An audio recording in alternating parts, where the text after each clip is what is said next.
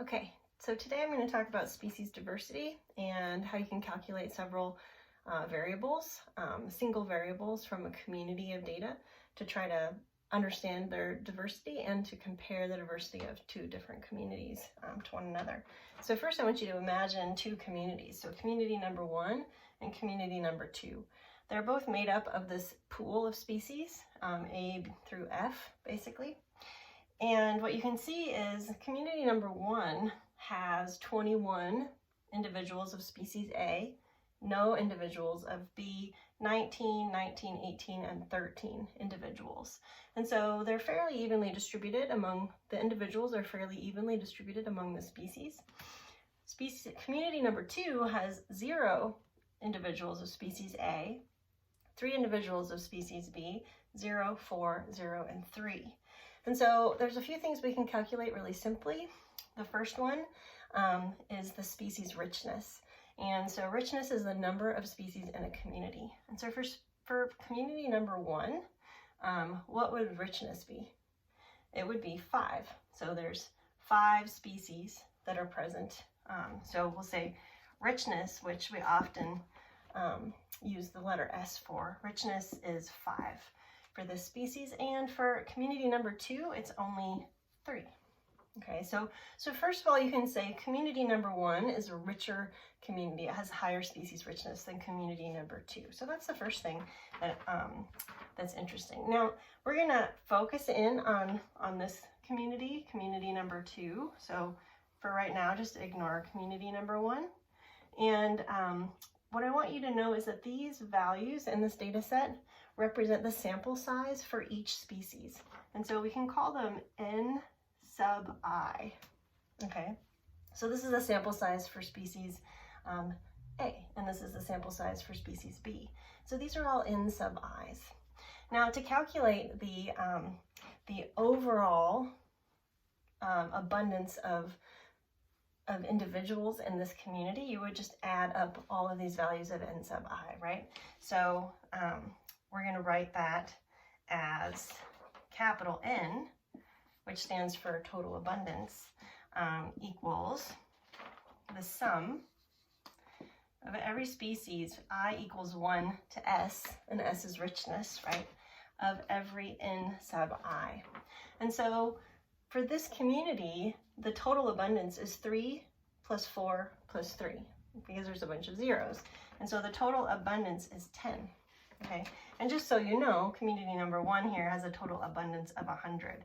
So the N's for these two different communities are also quite different. You can say there's higher total abundance of individuals in community number 1 and higher species richness. Okay, so then we're going to learn to calculate something called Shannon's diversity index. And the first thing that you need to do to calculate Shannon's diversity index is to figure out what are called the P sub I's. And these are the relative abundances of each species. And so P sub I is equal to each N sub I divided by the N, the big N for that community. And so for example, we're going to get, for this first one, 0 divided by 10, which is 0.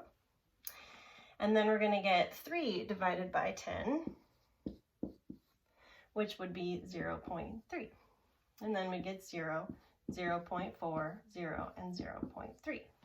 Now the cool thing about these P sub I's is that it's actually a probability of, basically, if you select a random individual from the community, what's the probability that it would be any of these species? And so they should sum, all of your probabilities, your P sub I's, should sum to 1.0. And if you add these up, you'll find out that they do. And so you could write that as basically 1.0. This is kind of a rule about this kind of math. The sum of every I equals 1 to S of all the values of P sub I. Okay. Then the next step for calculating diversity is to take the natural log of the P sub I's. Okay, so each value of P sub I, and you take the natural log. And the natural log of 0 is like, doesn't like it. So you might have to just plug in those zeros because otherwise it'll give you some error if you're doing this in a spreadsheet. the natural log of negative of 0.3 is negative 1.20. That's a 0, so it's not going to like that. Negative 0.91, that's a 0, and negative 1.20. Okay, so once you have the pi's and the ln pi's, then you just multiply those two things together, pi times ln pi, and so we'd get 0, we get negative 0.361, 0, negative 0.3665, 0, and negative 0.361. Okay, so the pi's times the ln pi's, if you add those all together, we get a value that is 1.089, but it's negative. And so the Shannon's diversity index deals with this negative by taking the inverse, which is multiplying by -1.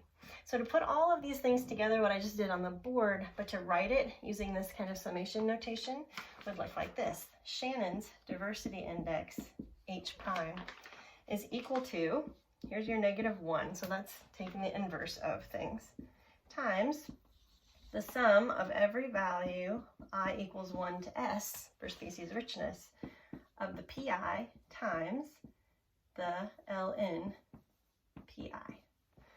And there you have it, Shannon's diversity index.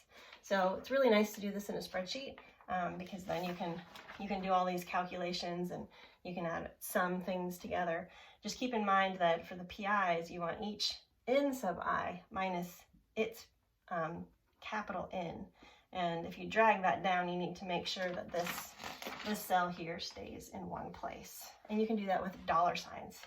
So for example, if the number 10 for n is in a cell like G7, to hold that in place in your formula in Excel, you can use a dollar sign in front of the G and a dollar sign in front of the 7. All right, have fun with Shannon's diversity index.